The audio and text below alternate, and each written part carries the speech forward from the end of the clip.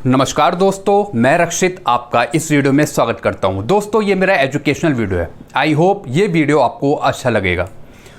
दोस्तों, अगर आप मेरे चैनल पे नए हो और इन्फॉर्मेशन के लिए आप मेरे वीडियोस देखते हैं तो आप मेरे चैनल को सब्सक्राइब कर लीजिए और लेटेस्ट मेरे वीडियोस के नोटिफिकेशन आपको टाइम पे मिल जाएं, जल्दी मिल जाएं। इसके लिए आप बेल आइकन को प्रेस कर लीजिए।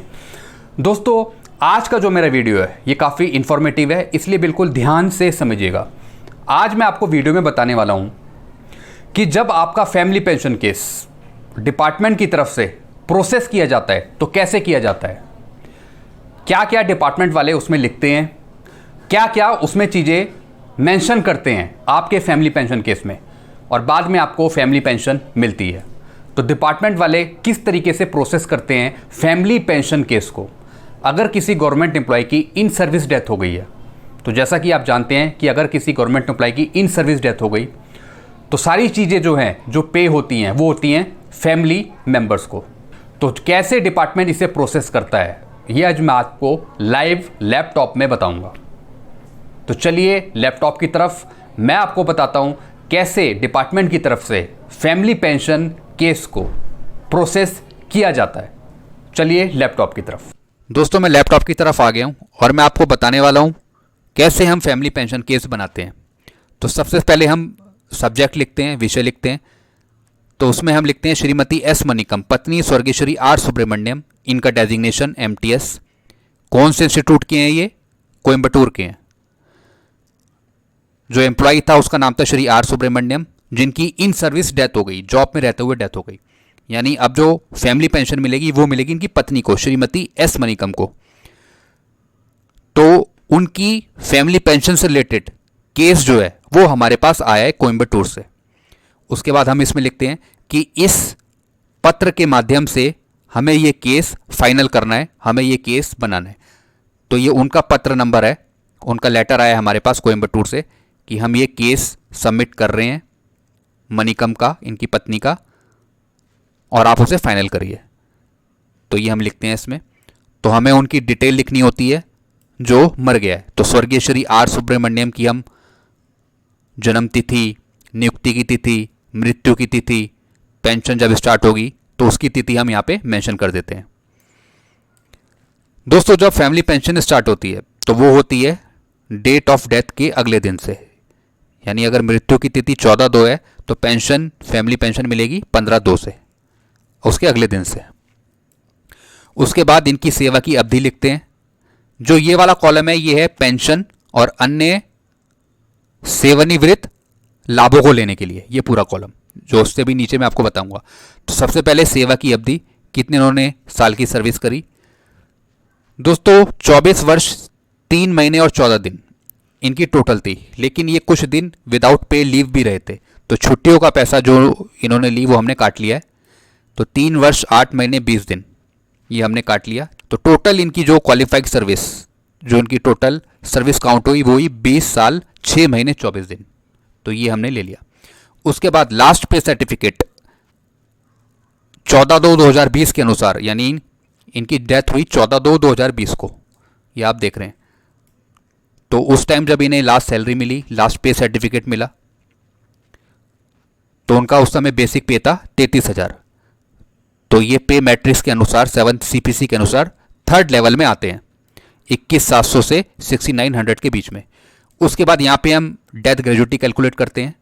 दोस्तों, फैमिली पेंशन का कम्यूटेशन काउंट नहीं होता, कम्यूटेशन हम नहीं बनाते, ना ही बनता है। जो भी फैमिली पेंशन केस बनते हैं उनका कम्यूटेशन नहीं होता, डेथ ग्रेजुटी होती है। इसमें हम मृत्यु उपदान बनाते हैं, जिसे हम डेथ ग्रेजुटी भी बोलते हैं। इसमें मूल वेतन, फिर उस पर DA, लेटेस्ट DA। तो ये थोड़ा पुराना केस है इसलिए 17% DA। तो मूल वेतन 33,000 और उसका 17% DA।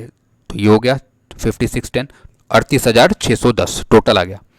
उसके बाद कैलकुलेट करने के लिए टोटल 38,610, 41 कहाँ से आया, यानी टोटल क्वालिफाइड सर्विस थी 20 साल की, तो इसका डबल कर दिया 40 हो गया। तो एक साल हम आगे का लेते हैं, 40 है तो 41 लेंगे, तो यहाँ पे आ गया 41, और हाफ कर देते हैं यानी डिवाइडेड बाई 2। तो टोटल जो इसकी ग्रेजुटी बनी वो बनी 7,91,505। यानी जो टोटल मिलेगी वो किसे मिलेगी, इनकी पत्नी को। जो भी चीज़ मिलेगी, बेनिफिट मिलेंगे पेंशन से रिलेटेड, वो सब इनकी पत्नी को मिलेंगे, क्योंकि गवर्नमेंट सर्वेंट की डेथ हो चुकी है इन सर्विस। तो ये इनकी टोटल ग्रेजुएटी बन गई 7,91,505। दोस्तों, ग्रेजुएटी कैलकुलेट करने के लिए जो सर्विस होनी चाहिए एम्प्लॉय की वो 20 साल या 20 साल से ऊपर होनी चाहिए, और टोटल जो हम कैलकुलेट करेंगे वो 33 साल लेंगे, यानी 33 साल से ऊपर नहीं होनी चाहिए। तो यानी हम 33 का डबल कर दें तो होता है 66, तो हम वही लेते हैं कैलकुलेशन के लिए। 33 साल से ऊपर है, अगर किसी की 34 है, 40 है, तब भी हम 33 ही काउंट करेंगे, और जो ग्रेजुएटी हम लेंगे मैक्सिमम वो लेंगे 20 लाख। 20 लाख से ऊपर किसी का एक पैसा नहीं लेते। अगर ये 20 लाख यहाँ पे होता, कैलकुलेशन में आता 20 लाख, तो हम 20 लाख ही देते। 20 लाख से ज़्यादा होता है तो वो पे नहीं होता, क्योंकि मैक्सिमम 20 लाख है।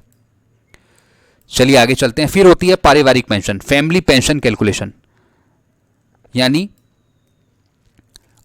जो इन्हें पे होगी पेंशन वो इस कॉलम को देखकर होगी। कैसे हो ये मैं आपको बता देता हूं। तो दो कैलकुलेशन होती है इसमें, एक इनहैंस रेट से और दूसरा नॉर्मल रेट से। दोस्तों, अगर किसी एम्प्लॉय की इन सर्विस डेथ हो गई है, जॉब में रहते हुए डेथ हो गई है, तो बड़ी दर से पेंशन मिलेगी 10 साल के लिए। यानी आप देखिए, डेट ऑफ डेथ है 14/2/20, और जो पेंशन काउंट होगी वो होगी 15/2/2020 से। तो 15/2/2020 से लेके 10 साल हमने काउंट कर लिए 2030। तो ये जो है ये है डेट ऑफ डेथ, आप देख रहे हैं 14/2, तो 14/2 हमने कर लिया, और अगले 10 साल हमने काउंट कर लिए तो 30 हो गया। यानी 2020 से 2030 तक बड़ी भी दर से मिलेगी 50%, और फिर उसके बाद नॉर्मल हो जाएगी 15/2/2030 से आगे, यानी जीवन भर नॉर्मल मिलेगी फिर। तो ये जो हमने कैलकुलेशन करी ये होती है बेसिक पे, जो उसकी बेसिक पे थी लास्ट पे की 33,000, उसका 50% ये 16,500। तो जो पेंशन बनेगी वो इस पे बनेगी 16,500 पे, 16,500 फिर उस पर लेटेस्ट डीए, फिर उन दोनों को जोड़कर उसकी पेंशन बन जाएगी। ऐसी 30% कर दिया हमने बेसिक पे का 9,900। तो टोटल जो पेंशन बनेगी 9,900 पे बनेगी, 9,900, और फिर इस पे डीए। बेसिक पे पे कभी डीए नहीं लगता। बेसिक पे का हम 50% करते हैं, फिर 30% करते हैं। बेसिक पे पे कभी हम डीए नहीं लगाते हैं। बेसिक पे का 50% करके जो आता है उस पे हम डीए लगाएंगे। ऐसे ही बेसिक पे का जो 30% करेंगे, जो आएगा उस पे हम डीए लगाएंगे। तो इस तरीके से फैमिली पेंशन का जो ये कॉलम है, इसे लेके हम पेंशन देंगे 10 साल के लिए इतना, और फिर उसके बाद से नॉर्मल हो जाएगा। फिर आगे चलते हैं। फिर हम लिखते हैं श्रीमती एस मनिकम, स्वर्गीय श्री आर सुब्रमण्यम, इनको पारिवारिक पेंशन और अन्य लाभ मिलने वाले हैं। तो एक कॉलम में हम ये भी लिख लेते हैं जो जो चीज़ इन्हें मिलेंगी। तो डेथ ग्रेजुएटी इनकी बन रही है 7,91,505, ये उन्हें मिलेगा। बड़ी दर से पेंशन इतनी मिलेगी, इतने पीरियड तक 10 साल के लिए, और फिर नॉर्मल मिलेगी इतनी उससे आगे के लिए। जब बड़ी दर का पीरियड, इनहैंस रेट का पीरियड खत्म हो जाएगा, फिर नॉर्मल मिलेगी 30% हमेशा के लिए। उसके बाद ये मेडिकल अलाउंस भी ले रहे हैं, तो इनको 1,000 रुपये भी दिए जा रहे हैं पेंशन के साथ। दोस्तों, मैं आपको पेंशन भी बता देता हूँ कैलकुलेट करके। तो 50% आया था 16,500, जैसा कि आप यहाँ पे देख रहे हैं 16,500 आया था बेसिक पे का। 33,000 का 50% किया तो 16,500। तो 16,500 पे हम डी लगाएंगे, जैसे मैंने आपको अभी बताया था। तो मैं आपको बताता हूँ, 16,500 का लेटेस्ट हम डी लगाते थे 28%, तो ये आ गया 4,620। तो 4,620 प्लस 16,500 प्लस मेडिकल भी है 1,000 रुपये, ये भी हम ऐड कर देते हैं। तो दोस्तों, इनकी वाइफ को जो पेंशन मिलेगी वो मिलेगी 22,120, ये पेंशन मिलेगी। फिर क्या होता है, यहाँ पे जो अधिकारी है, जो सेक्शन ऑफिसर है, वो यहाँ पे साइन करता है, फिर वो आगे बढ़ाता है फाइल को। फिर वहाँ पे जो और उससे बड़ा अधिकारी है, अवर सचिव है, अंडर सेक्रेटरी है, वो उसे वेरीफाई करता है, जो ये कैलकुलेशन करी है बिल्कुल ठीक करी है। ये आप देख रहे हैं बिल्कुल साइन कर रखे हैं, टिक कर रखे हैं, ये राइट कर रखा है, तो आप देख रहे होंगे नोटिंग में। यानी ये ठीक है कैलकुलेशन। उसके बाद वो एक नोटिंग लिखता है अपनी तरफ से कि ये इनका केस आ रखा है, 14/2 को इनकी डेथ हो गई थी, उसके बाद इनका फैमिली पेंशन केस प्रोसेस हुआ है, ये चीज़ ये प्राप्त करेंगी, इसे आप ऑथराइज करने की कृपया करें। तो इससे बड़ा अधिकारी यानी अंडर सेक्रेटरी से बड़ा अधिकारी जो है, फिर यह है सहायक महानिदेशक, एडीजी बोलते हैं इसे, फिर ये वेरीफाई करता है, फिर नीचे लिखता है उपयुक्त पारिवारिक पेंशन यानी फैमिली पेंशन जो भी ऊपर कैलकुलेशन करी वो बिल्कुल ठीक है। तो अब आगे के लिए जो ये केस है उसे बढ़ाया जा रहा है। तो इससे बड़ा अधिकारी यानी सबसे बड़ा जो डीजी है वो साइन करता है। यहाँ पे आप देख रहे हैं उप महानिदेशक, जो बड़ा अधिकारी है उससे भी बड़ा फाइनल, वो यहाँ पे साइन करके इस पूरी कैलकुलेशन को स्वीकृति देता है, ऑथराइज करता है कि बिल्कुल ठीक है और आगे आप पेंशन के लिए ये एलिजिबल हैं पूरी तरह, यानी पूरी कैलकुलेशन की जांच कर ली गई है, आप इसे आगे कर सकते हैं पेंशन बनाने के लिए। तो इस तरीके से पूरे साइन वगैरह होके सभी आगे जाती है। उसके बाद फिर ये दोबारा फाइल आती है डिपार्टमेंट में, फिर इनके ऑर्डर बनते हैं। ये नहीं कि हमने सिर्फ ये नोटिंग कर दी, साइन कर दी और पेंशन बनानी स्टार्ट कर दी, ये सिर्फ अभी स्वीकृति मिली है कि आपने जो कैलकुलेशन करी है वो बिल्कुल ठीक है, अब इसे आप आगे बना सकते हो। अब ऑर्डर कैसे बनते हैं ये मैं आपको दिखाता हूं। बिल्कुल ध्यान से समझिएगा दोस्तों, ऐसे डिपार्टमेंट वाले काम करते हैं ताकि आपको भी पता रहे कि कैसे डिपार्टमेंट वाले पेंशन बनाते क्या करते हैं। उसके बाद ये ऑर्डर बनते हैं जिसमें एक पेंशनर को कॉपी दी जाती है, यानी ऑर्डर ये पेंशनर को भी मिलते हैं। इसमें ये बताया जाता है कि आपको ये चीज़ें दी जा रही हैं। उसमें एक ऑफिस वाले ये कॉपी रख लेते हैं, एक पेंशनर को मिल जाती है, और अगर बैंक डील कर रहा है तो बैंक को भी ये कॉपी दी जाती है ताकि वो ये चीज़ें डाल दे आपके अकाउंट में। उसके बाद यहाँ पे सेवा में ये जो अकाउंट ऑफिसर है उसके पास भी ये कॉपी जाती है। उसके बाद जैसा कि आप देख रहे हैं Shrimati S Manickam, family pensioner का नाम है, एम्प्लॉय का नाम है लेट श्री, यहाँ पे पीपीओ नंबर उसे ऑथराइज़ किया जाता है। दोस्तों ये नोटिंग होने के बाद, जैसा मैंने आपको भी दिखाई थी जिसमें बड़ी अधिकारी ने साइन करे फिर उसे आगे करी, ये सब होने के बाद ये ऑर्डर बनता है, ये पूरा जैसे मैं आपको दिखा रहा हूँ। फिर यहाँ पे पीपीओ जनरेट किया जाता है, पीपीओ मिलता है, यहाँ पे पीपीओ दिया जाता है कि इसका 0/12/18 पीपीओ है। फिर यहाँ पे पेंशन क्लास, कौन सी क्लास है इसकी पेंशन की, वो है फैमिली पेंशन, वो यहाँ पे लिखी जाती है। अगर सेवानिवृत्त है, सुपरनेशन है तो सुपरनेशन आता है यहाँ पे, लेकिन ये फैमिली पेंशन है इसलिए यहाँ पे बैंक का नाम जिसमें वो पेंशन लेना चाह रही है, जिसमें वो ग्रेजुएटी लेना चाह रही है, वहाँ पे पूरा बैंक का एड्रेस आता है, यहाँ पे पूरा खाता नंबर आता है। ये खाता नंबर आएगा फैमिली पेंशनर का यानी इनकी वाइफ का। फिर आईएफएससी कोड ये पूरा आता है। पेंशन शुरू होने की तिथि जैसे मैंने आपको बताया था डेथ के अगले दिन से 15/2। फिर यहाँ पे लिखा जाता है जो हमने बनाई थी अभी बड़ी हुई दर से और नॉर्मल से, इनहेंस रेट, नॉर्मल रेट, ये पूरा यहाँ पे लिखा जाता है। फिर मेडिकल अलाउंस लिखा जाता है यहाँ पे कितना है। फिर पीछे कुछ पॉइंट लिखे जाते हैं कि पेंशन भोगी के खाते में संचारीकरण मूल्य की राशि जमा करने की तारीख से प्रभावी क्षेत्र कम्यूटेशन जो है वो फैमिली पेंशन को नहीं मिलता, इसलिए ये वाला जो कॉलम है वो एप्लीकेबल नहीं है। समय समय पर स्वीकृति महंगाई राहत अदा किया जाएगा, जैसे जैसे डी आगे बढ़ेगा वो लगाया जाएगा पेंशन पे।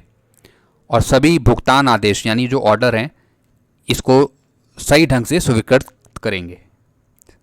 तो इन सभी नियमों को हम पढ़ते हुए ये ऑर्डर सुनिश्चित करते हैं, जारी करते हैं। पेंशन की प्राप्ति के बारे में घोषणा प्राप्त की जाए, पहले भुगतान से पूर्व अनंतिम पेंशन की वसूली कर ली जाए। तो ये हम सब उनसे ऑथराइज करते हैं देने से पहले, लिखते हैं ताकि पेंशनर भी पढ़ ले, फैमिली पेंशनर भी पढ़ ले। ये हम सब में लिखते हैं, जो ये लैंग्वेज है ये हम सब में लिखते हैं। उसके बाद नीचे उसमें जो बड़ा अधिकारी है वो नीचे साइन करता है। उसके बाद ये जो एक कॉपी है ये इसके जो फैमिली पेंशनर है उसके एड्रेस पे भी जाती है ये कॉपी, एक डायरेक्टर को भी जाती है जो वहाँ का डायरेक्टर है जहाँ से केस आया है family pension case, family pensioner के एड्रेस पे भी जाएगी और डायरेक्टर पे भी जाएगी, ये आप देख रहे हैं। उसके बाद ये तो हुआ पेंशन का ऑर्डर जो मैंने आपको अभी दिखाया ये। अब नीचे वाला जो ऑर्डर है ये मैं आपको दिखा रहा हूँ ग्रेजुएटी का। यहाँ पे फाइल नंबर होता है, जितने भी पेंशनर या फैमिली पेंशनर की कैलकुलेशन होती है या जो भी ऑर्डर बनते हैं उनकी हम फाइल खोल देते हैं, जैसा कि आप देख रहे हो ऊपर भी मेंशन कर रखा है। यहाँ पे देखिए फाइल नंबर, ये फाइल नंबर पेंशन आरएस होता है जो मर गया एम्प्लॉय, यानी उसका इनिशियल आरएस, ताकि पता लग जाए कि हमने ये इनकी फाइल खोली है। हम आ रहे थे डेथ ग्रेजुएटी पे, तो इसका भी एक ऑर्डर होता है, तो ये भी इसकी भी कॉपी एक डायरेक्टर को जाती है। यहाँ पे हम लिखते हैं I request you to arrange payment of sum, यानी जो उसका ग्रेजुएटी का अमाउंट बना था, कितना बना था 7,91,505, जो मैंने आपको यहाँ पे भी दिखाया था, ये आप यहाँ पे देख रहे होंगे 7,91,505। तो ये ऑर्डर में भी लिखा जाता है। एक्चुअल पेमेंट यहीं से मानी जाएगी जब ये ऑर्डर बनाया जाता है। ये हम यहाँ पे लिखते हैं कि ये पेमेंट हम कर रहे हैं इन्हें, ये आप देख रहे हैं, ये हम लिखते हैं इसमें। आप यहाँ हिंदी में भी देख सकते हैं। मैं यहाँ पे इनका नाम, इतनी राशि भुगतान करने का अनुरोध करता हूँ।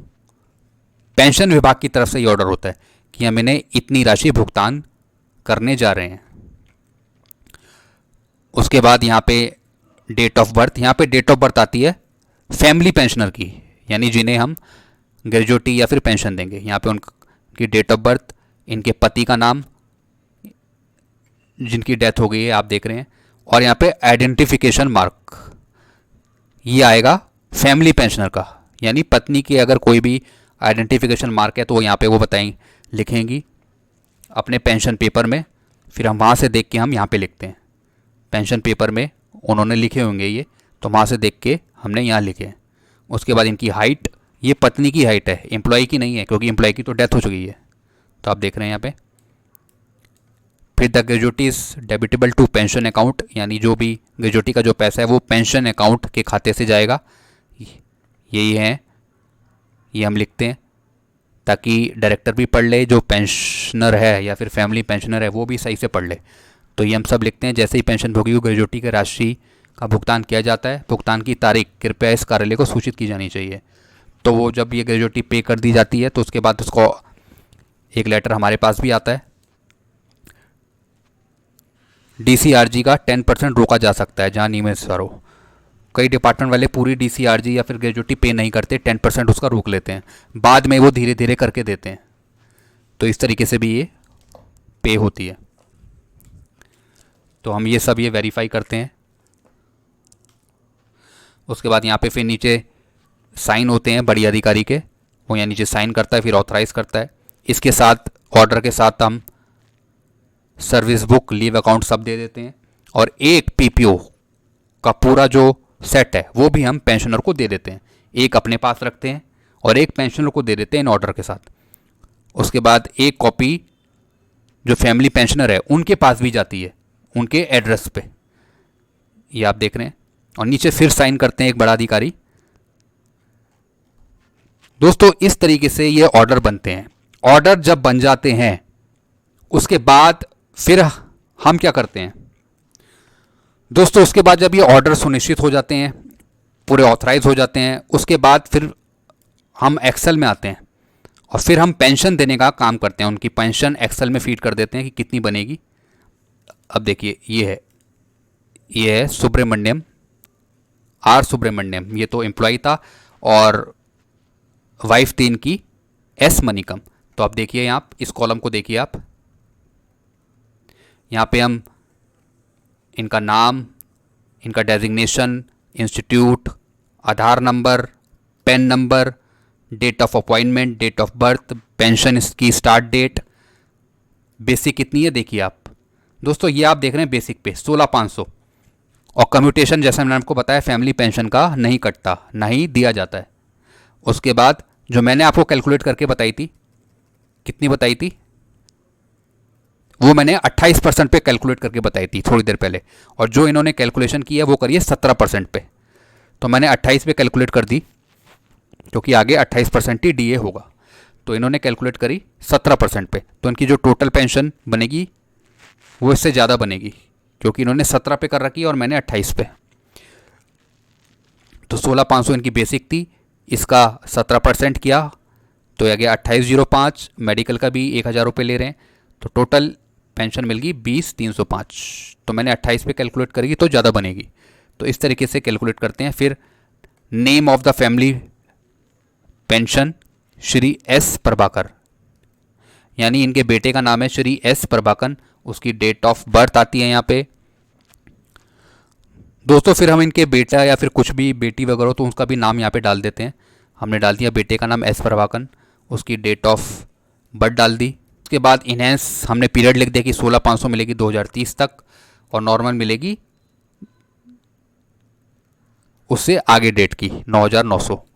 तो आप देख रहे हैं कम्यूटेशन इनका है नहीं तो हमने एन ए कर दिया, एड्रेस हमने डाल दिया इनका पूरा, आप देख रहे हैं। तो इस तरीके से हम जब पेंशन बनाते हैं तो इस तरीके से हम एक्सेल में बना के रखते हैं। फिर जब इसकी अगले महीने जब देनी होती है तो हम टोटल ये वाला अमाउंट उठा के बैंक को दे देते हैं और फिर वो क्रेडिट कर देता है।